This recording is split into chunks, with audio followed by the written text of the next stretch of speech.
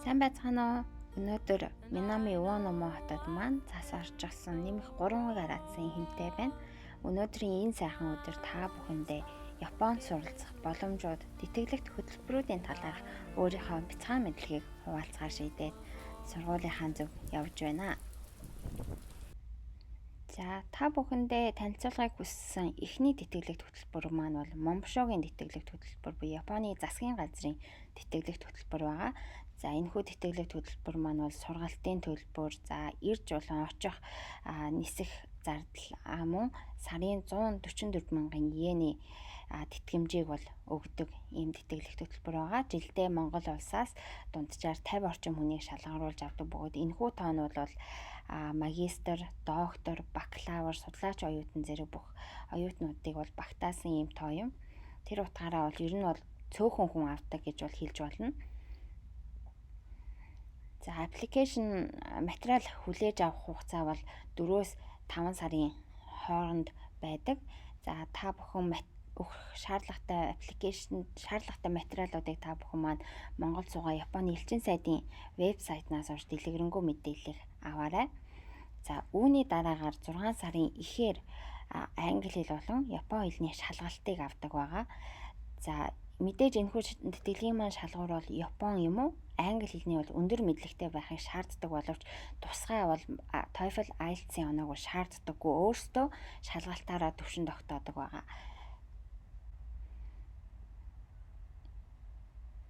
За бас нэгэн анхаарах ёстой зүйл гэвэл за хэрвээ та магистр болон докторийн зэрэгт өгөх гэж байгаа бол таны бакалаврын голч дүнг 3.5-аас дээш байхыг шаарддаг байгаа.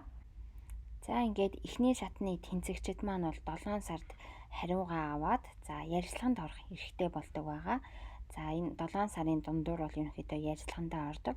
За энэ хүртэл хүмүүс маань бас юу хийх шаардлагатай вэ гэхээр Момбошо тэтгэлэгт хөтөлбөр маань биднийг бол сургуультаа маань бол холбож өгдөггүй.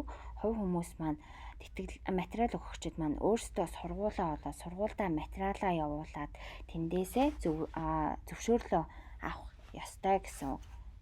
За Момбошод нэг анзаарсан зүйл маань гэвэл Момбошо тэтгэлэгт хөтөлбөр маань мастер, докторийн зэрэг суралцаж байгаа бол өмнөх судалгааны ажлыг бас шаарддаг. Ямар судалгааны ажлыг хийж байсныг мөн бас аппликейшндээ бол авдаг байгаа. За тэгэж дуусныхаа дараагаар бол 7 сарын дундуур ярилцлаганда за яг наадмын дараагаар байсан санагдаж байна. Эсвэл наадмын өмнө. За тухайн үед ерөнхийдөө бол хуваар нь бол гараад бүгд ирчихнэ. За Момбошо тэтгэлэгт хөтөлбөр маань бол зөвхөн төрийн албан гэж юм уу, хувийн байгууллага гэж заагалдаггүй учраас маш олон хүн энэхүү тэтгэлэгт хамрагдах боломжтой байдаг учраас өрсөлдөгчийн тоо маш олон байдаг. За мөн шалгалтын хувьд бол TOEFL болон IELTS-ийн шалгалтуудаас тактикийн хувьд арай өөр учраас та бүхэн за Момбошод бэлдэх англи хэлний сурах бичиг гэж бас тусдаа байгаа. За та бүхэн маань тэр бүгдээс шалгалтандаа бэлдээрэй гэж зөвлөмөр байна. За дараагийн танилцуулах тэтгэлэгт хөтөлбөр маань бол IMF-ийн тэтгэлэг буюу валютын сангийн тэтгэлэгт хөтөлбөр байна. За энэхүү тэтгэлэгт хөтөлбөр маань бол мөн Момбошогийн тэтгэлэгт хөтөлбөртэй адил сургуулийн зардал, за мөн ирж очих нисэх зардлууд болон за сарын тэтгэмжүүд бол багтсан байгаа. За материал авах хугацаа бол ерөнхийдөө 12 сарын эхээр байдаг. За нийт шалгаруулах хүний тоог бол би харамсалтай нь олж чадсангүй. За хэлний мэдлэгийн хувьд бол TOEFL ITP буюу одоо цаасан TOEFL-ийн хувьд 550 болон түүнээс дээш оноотой байхыг бол шаарддаг. За TOEFL IBT-ийн хувьд бол 79 юм уу 80 одоо үүнээс дээш оноотой байхыг шаарддаг байгаа. За IELTS-ийн онооны хувьд гэвэл за 6 байхыг бол шаарддаг. За бас нэг ялгарх зүйл нь гэвэл математикийн ерөнхий төвшинг мөн шалгадаг байгаа. За насны хувьд бол 40-оос доош насны хүмүүс маань бол энэхүү тэтгэлэгт материалаа өгөх боломжтой гэсэн үг. За ажилласан байх жилийн хугацааг бол 2-оос 3 жилийн хугацаатай. 2-3 жил болон түүнээс дээш байх. За энэхүү тэтгэлгийг та сонирхож байгаа бол маш том анхаарах зүйл маань гэвэл энэхүү тэтгэлэг маань зөвхөн төрийн албангч төрийн байгууллагт ажилладаг иргэдэд олгогддог тэтгэлэг байгаа. За өмнөх тэтгэлэг Монбошоогоос ялгагдах бас нэгэн зүйл нэх юм бол Монбошоо тэтгэлгийн маань хувьд бол аль ч сургууль сонгосон танд бол маш хязгааргүй олон сонголт байдаг бол IMF-ийн хувьд бол зөвхөн 4 сургууль дундаас өөрийнхөө судалгааны чиглэл болон өөрийн сонирхолдоо нийцүүлэн 4 сургууль дундаас сонгох боломжтой. За бас нэг энэхүү тэтгэлэгт тавигддаг нөхцөл бол буцаж эх орондоо заавал ирж ажиллах ёстой. За хэрвээ та энэхүү нөхцлүүдийг ерөнхийдөө биелүүлж байгаа бол та imf.org сайтаас орж дэлгэрэнгүй мэдээллийг аваад материалаа өгөөд үзээрэй. За дараагийн та бүхэндээ танилцуулах тэтгэлэг хөтөлбөр маань бол ADB-ийн тэтгэлэг буюу Азийн хөгжлийн банкны тэтгэлэг байгаа. За энэхүү тэтгэлэг маань бол суралцах хугацаанаас хүмүүс маань бол 6 сарын өмнө материалаа өгөх ёстой гэсэн.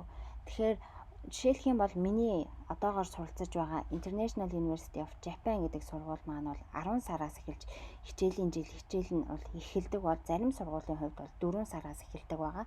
Тэгэхээр та бүхэн маань аль сургуульд материал өгөх гэж байгаагаас шалтгаалаад суралцах хугацаанаас 6 сарын өмнө материалаа Азийн хөгжлийн банкнд өгөх нэ.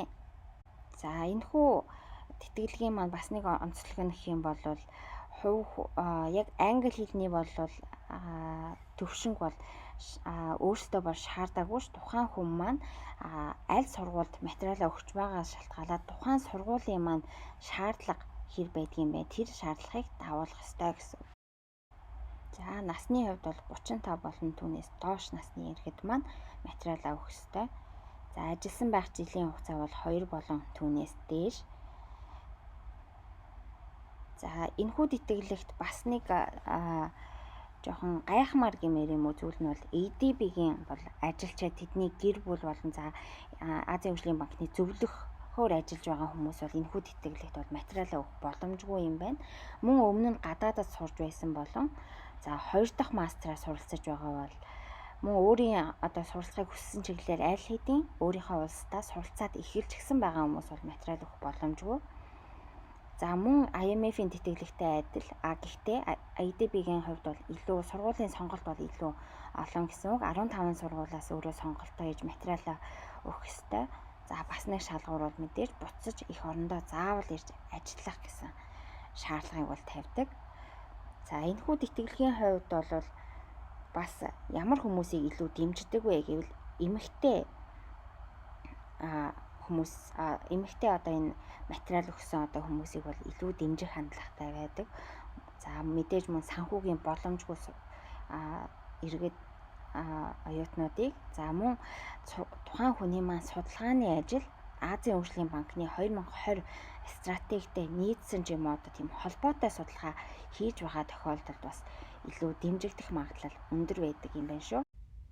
За хэрвээ та энэхүү тэтгэлгийг сонирхож байгаа бол adb.org сайтаас орж дэлгэрэнгүй мэдээллийг аваарай. За дараагийн танилцуулгыг хүссэн тэтгэлэгмүүд маань бол зөвхөн Японы сангууд бол зөвхөн Японы талаас өгч байгаа юм тэтгэлгүүд байна. За эхний тэтгэлэг маань бол Mitsubishi UFJ Trust Scholarship гэдэг тэтгэлэг байгаа. За энэхүү тэтгэлгийн маань хувьд гэх юм бол 31-ээс доош насны иргэд бол аппликейшн өгөх боломжтой. Гэхдээ зарим онцгой мэргэжлүүдийн хувьд бол 38-аас доош насны хүмүүс бол мөн материалаа өгч болдог байгаа. За энэхүү тэтгэлгийн хувьд маань бол 64 их сургуулиудаас бол өөрийн судалгааны чиглэл болон өөрийн суралцахыг хүссэн сонирхолтой тааруулаад сонгох боломжтой. Гэхдээ сарын тэтгэмжийн хувьд бол арай бага 100 мянган йены тэтгэмжийг бол өгдөг. За энэхүү тэтгэлгийн хувьд бол өмнөх академик сургалтын дүн голч оноог мөн харгалзан үздэг байгаа. За та хэрвээ энэхүү тэтгэлэгт материалаа өгөхийг хүсэж байгаа бол хувь хүн маань бол өөрөө эхлээд эдгээр 64 их сургуулийнхаа өөрийн сонирхож байгаа сургуультайгаа холбоо тогтоож өөрийнхөө судалгааны ажил болон материалуудыг явуулж эдгээр сургуулиас зөвшөөрөл авах ёстой гэсэн. За энэхүү тэтгэлэгт хөтөлбөр маань мөн өмнөх тэтгэлэгт хөтөлбөртэй бас ийм төстэй Konosuke Matsushita Memorial Foundation гэдэг ийм scholarship байгаа. За энэ хүү тэтгэлэг маань бол 11 их сургуулиас хувь хүн маань бас мөн өөрөө сонголтоо хийх ёстой. За мөн сарын тэтгэмжийн хувьд бол мөн өмнөх тэтгэлэгтэй адил 100,000 йены сарын тэтгэмжтэй. За мөн өмнөх тэтгэлгийн адил хувь хүн маань өөрөө эдгээр 11 сургуулиудтайгаа холбогдож өөрийн материалаа, судалгааны ажлаа танилцуулж тэндээсээ зөвшөөрлөө авна гэсэн. За Японд дах тэтгэлгүүдийн тоо зөвхөн өнөөдрийн миний танилцуулсан эдгээр тэтгэлгүүдээр мөн хязгаарлагдахгүй юм шүү. Өөр маш олон тэтгэлгүүд, маш олон боломжууд бас байгаа учраас та бүхэн маань интернетээр маш сайн хайж үзээрэй гэж хэлмээр байна.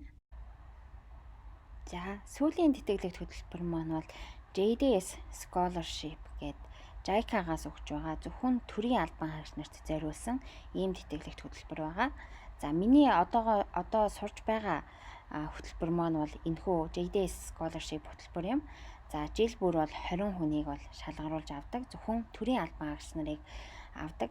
Энэ дотроос 2 хүн нь бол хувийн байгууллагаас бол авах боломжтой. За энэхүү тэтгэлэгт материалаа өгөх хугацаа бол 8-аас 10 сарын дунд хүртэл бол аппликейшнийг хүлээж авдаг байгаа.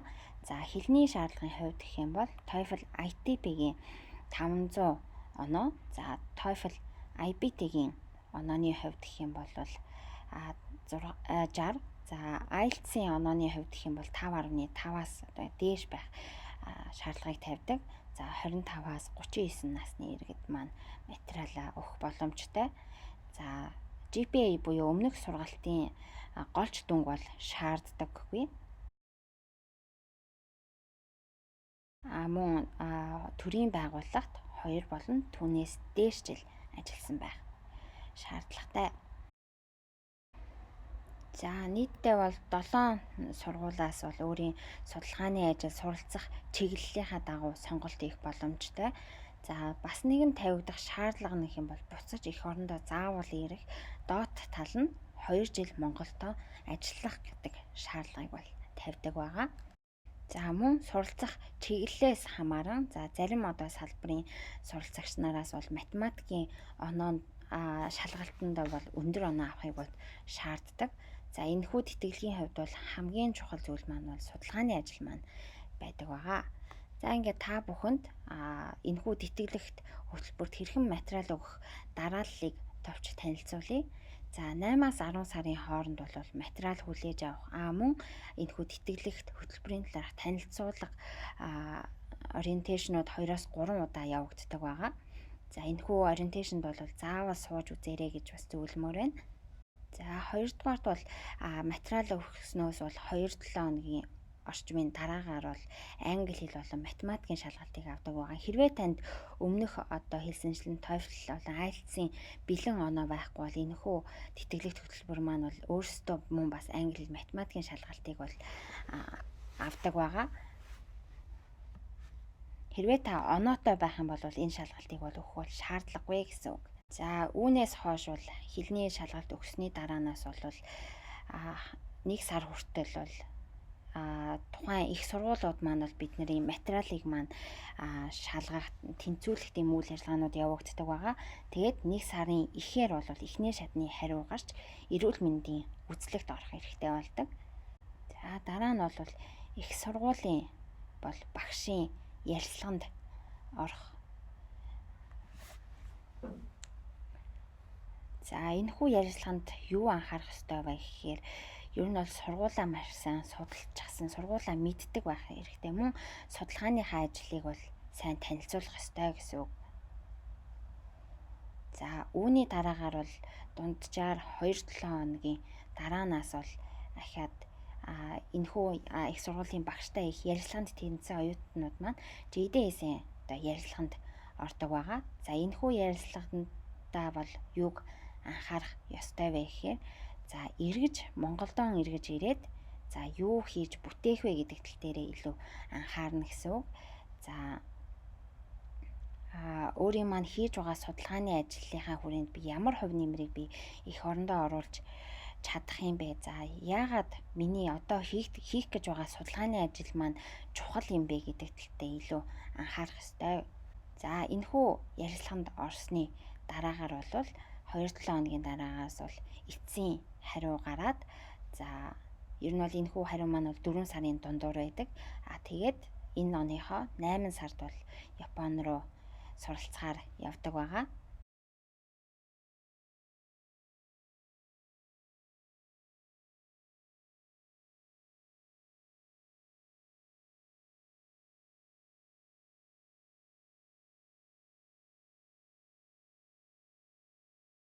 Бичлэгийн маань үзсэнд баярлалаа. Хэрвээ бичлэг маань таалагдсан бол лайк дарж, subscribe хийхээ битгий мартаарай.